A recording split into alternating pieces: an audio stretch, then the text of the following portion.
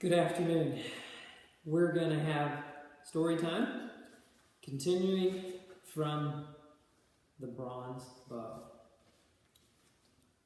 This time, the villager said as Daniel halted the blows of his hammer, "Rosh has gone too far." "How do you know it was Rosh?" Daniel inquired, keeping his eyes on the axe he was mending. "Is there any other man in Galilee who would dare such a thing? 5 of the wealthiest houses in the city robbed last night." "But how would he find out? That's what I can't see. How would he know off there on the mountains that Mattathias was giving a banquet? Or which men would have taken half their slaves to make a showing? None of the rest of us even knew the Tetrarch was coming." "Then how can you think it was Rosh? "I don't have to think. The legionaries found out. Rosh might have gotten away with it if he had been satisfied with the loot from the houses, but no, he had to make a night of it." Daniel started. Was there more to the story that had not yet reached him? Hand on the bellows, he waited. They tried the house of the centurion himself. He might have known the centurion wouldn't leave his house unguarded. Most likely, the cutthroats got careless when they found the other houses easy picking. 2 of them were captured. Both escaped convicts anyway, they said. One died as soon as they started to question him, but the other told before they finally made an end of him. Which, Daniel wondered sickly, which of the men he had lived with side by side in the cave? "I say they deserve what they got. Nothing but a pack of thieves up there, for all the fine talk we used to hear." Not for a moment could Daniel let such a statement pass in his sight. "Rosh is not a bandit," he said. "When he robs, it's always for a good purpose." "So I've heard. Rob the rich to feed the poor. I'll be glad to see the poor that gets 1 penny of what he took last night." "There may be more important needs," said Daniel. "Yeah, like filling his own stomach. We'll see if he's satisfied now. We'll see if he lets our crops alone. I'll believe you when we can trust our sheep on the mountains." Daniel started up the bellows and cut off the rest of the man's complaint. This was the 3rd man since morning who had brought the news that had slithered out from the city like a swarm of snakes to every village round about. Some men praised Rosh's daring, elated to see the rich man defrauded, but more like this man were indignant. At the first news, Daniel's spirits had soared. Then, on the heels of his rejoicing, had come doubt. Now at the end of the day, he felt dull and let down. This then had been the whole reason for Joel's enterprise. A wholesale looting of rich men's houses. Somehow both boys had expected something more noble, more worthy of the cause. What did Joel think of it? Was it worth the hours lost from his study? The danger? No question what Joel thought. That night the meeting in the watchtower was jubilant. Bit by bit, the boys from the city had garnered every crumb of news to relate to the village boys. Joel was a hero twice over. Not only had he furnished all the information that had made the raid possible, he had even returned this morning to the very doors of the robbed houses to listen to the full story from the unsuspecting kitchen slaves. "I'm going to keep at it," he boasted. "It would be a shame to give up such an opening. I've got a special order from the centurion's head steward. 2 dozen fish every 2nd and 4th day of the week. There's no telling what chances I might have." He was far too elated to notice Daniel's silence. "Is Rosh in danger?" one of the boys asked. "The yellow rat who was caught." "Yellow?" another boy objected. "Do you know what the Romans do to a man? How long do you think you would keep quiet?" There was an uncomfortable pause. This was a doubt they all faced in the night in their own secret thoughts. They did not often speak of it. "Don't worry about Rosh," Daniel assured him. "The Romans have had a price on Rosh's head for years. It's another matter to lay a finger on him." Questions broke out. What would Rosh do with the money? Was he going to buy arms with it? Would he divide it out among the farms, maybe pay back for some of the sheep he took? There were so many needs for money. Daniel sat silent while they debated passionately the greatest need for the stolen goods. "Leave it to Rosh," he finally said. "It is for the cause." The argument ended. They were perfectly satisfied, looking at the circle of intense, swarthy faces, at the flashing eyes, feeling the unquestioning loyalty that bound them all to Rosh. Daniel cursed his own heavy misgivings. Why could he not be satisfied with his own answer?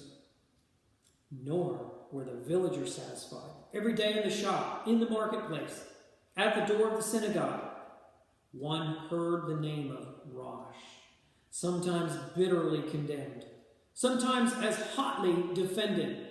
At last, Rosh's name was on every lip, as he had once predicted. Some swore he was the defender of the Jews, but others pointed out that he had turned against the Jews. But though they muttered, most men clung to with blind faith to Rosh. They still looked to the mountains as the stronghold of freedom and hope. The relay of messages which had succeeded so well was now intensified. Joel threw himself into the role of fish peddler, and with experience, he grew more shrewd in interpreting the bits of gossip, the signs of activity that he picked up in the doorways and kitchens of the city. Because he could not often leave home in the evening, other members of the band brought the messages to Daniel's shop.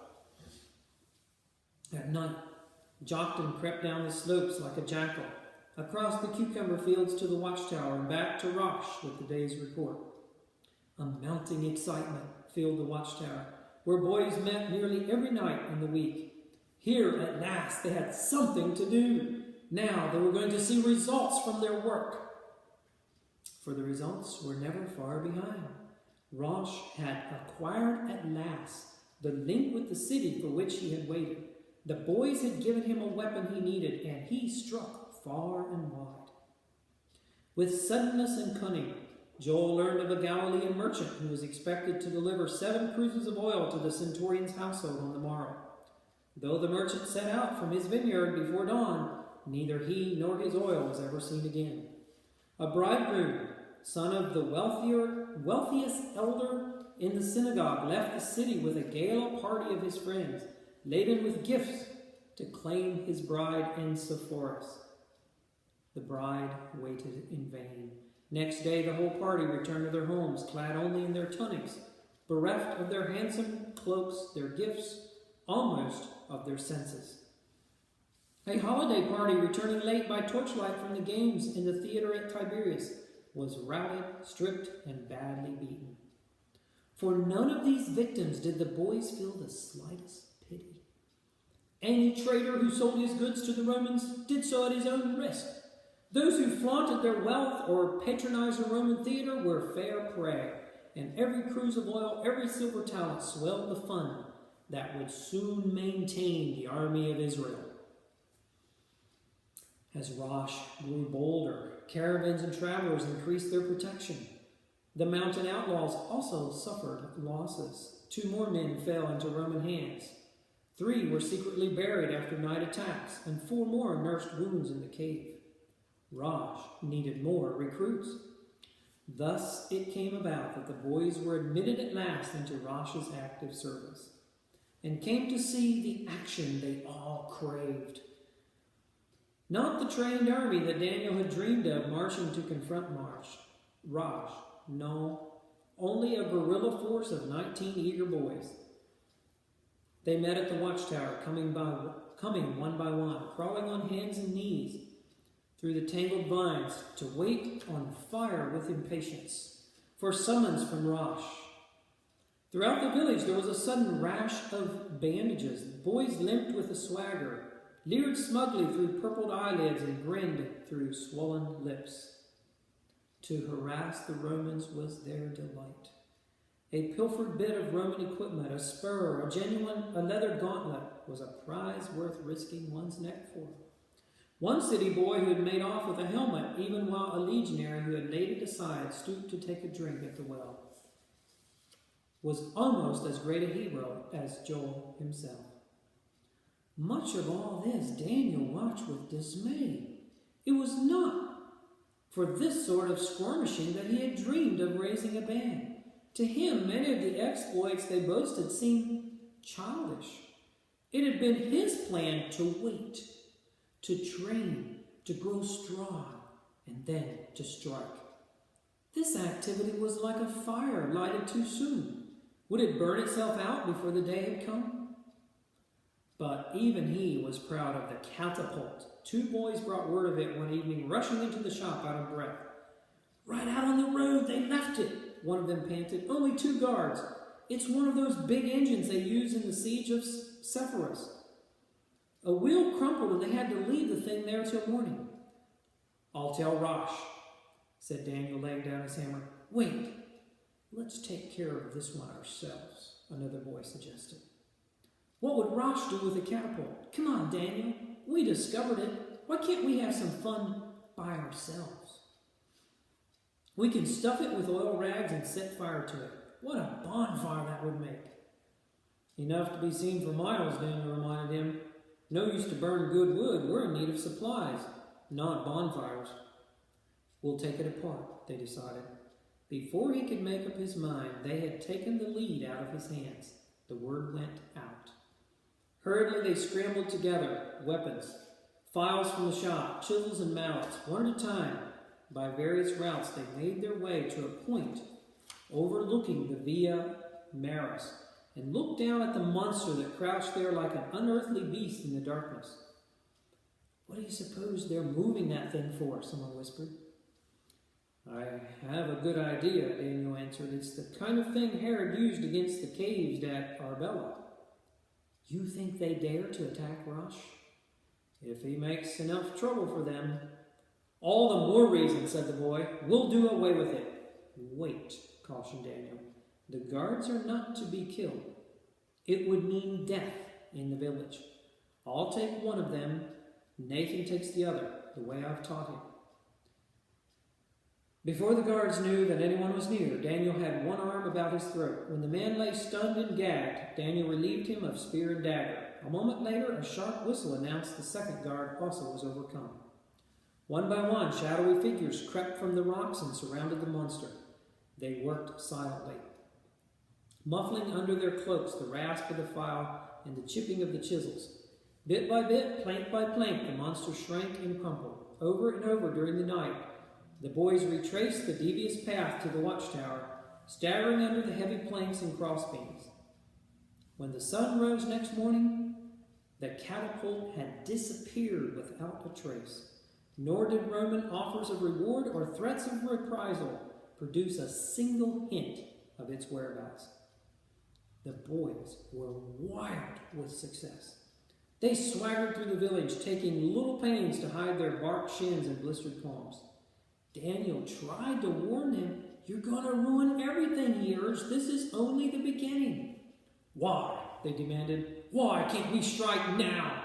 Look at the people. Would one of them give us away? They're all just waiting. One word and they'll be with us. Why doesn't Rosh give the word?"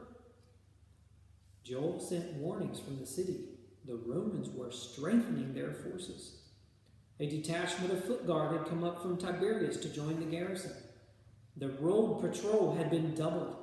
Even in the village, unfamiliar soldiers strolled apparently without purpose, their eyes alert under their helmets. Daniel insisted there would be no nightly activity for a time. The boys, chafing under their restraint, went scowling about the village. There was an explosive quality in the air. One morning, a shepherd hurried into town with a word that 3 of the town flock had been snared and slaughtered. That morning, 2 men visited Daniel's shop. "They say you can get a message to Rosh if you choose," one began.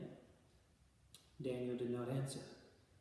"If you can, tell him this. He is to leave our sheep alone." "Do you begrudge a sheep now and then?" asked Daniel quietly. "To the man who would give his life for your freedom?" "We have had enough of his brand of freedom. He's free up there.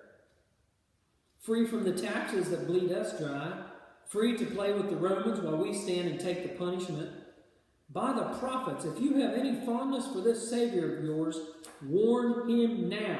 We have had enough. 2 days later, a farmer about to move with his family to man the watchtower in his field came upon his nearly ripened crop and found it plundered, trampled, wantonly ruined. Dismayed, Daniel climbed the mountain to take the warnings to Rosh, only to have Rosh laugh in his face. They're afraid of their own shadows, Rosh jeered. What good are they but to raise food for her men who will fight? They're desperate, Daniel urged. You know they cannot carry arms themselves. They're going to appeal to the centurions for protection. They want him to send legionaries. Let them come, Rosh boasted. Let them get a taste of the mountain. They will only break their teeth on it. Daniel went back to the village, sick at heart. We must hurry, he thought with despair. The whole village is turning against him. If the day does not come soon, they will never follow him. And that's the end of the chapter.